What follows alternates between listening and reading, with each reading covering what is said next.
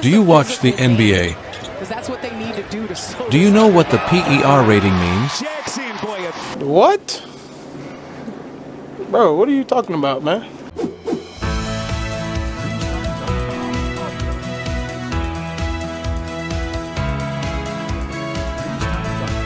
The Player Efficiency Rating, PER, is a rating of a player's per-minute productivity developed by John Hollinger.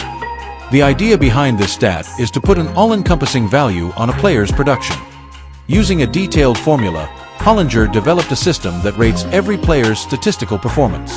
That includes positive accomplishments such as field goals, free throws, three-pointers, assists, rebounds, blocks and steals, and negative ones such as missed shots, turnovers, and personal fouls. The formula adds positive stats and subtracts negative ones through a statistical point value system. In short, the formula takes 12 different stats available for any specific player. Those stats are weighted differently. The good news is that you never actually have to do any calculations yourself. Every single player in the NBA has a profile page on ESPN, and each of those profile pages will show the player's PER. Hollinger also adjusted each player's rating for his team's pace, so that players on a slow-paced team like Miami Heat pace factor equals 97.6 aren't penalized just because their team has fewer possessions than a fast-paced team such as Memphis pace factor equals 106.2. The player efficiency rating is all-in-one basketball rating, which attempts to collect or boil down all of a player's contributions into one number. A league average PER is always 15.00, which permits comparisons of player performance across seasons.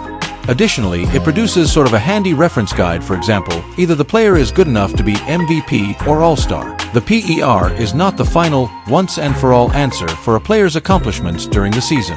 A common criticism of PER is that defensive specialists are often undervalued in the calculation.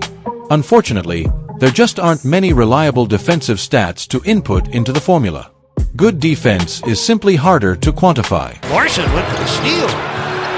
Larson diving to the floor. Oh, a little salt and pepper.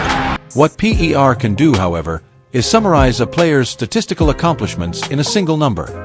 And that's what we may use in order to measure how much is for 1 unit of PER. Of course, the outcome would vary for most players, not only because they produce different basketball efficiency, but also because of salaries that differs significantly for different players. Note that in already finished 24-25 season, exactly 50 NBA players earned $30 million or above. At the same time, their PER varied and ranged between 12, 61, and 32.35. If you put these values into the formula, you'll get the answer how much is 1 PER depending on the player.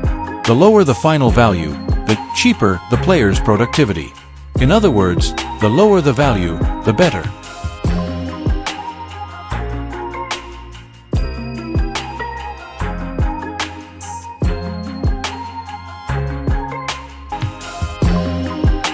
Thanks for watching. If you enjoyed the video, don't forget to like, comment, and subscribe.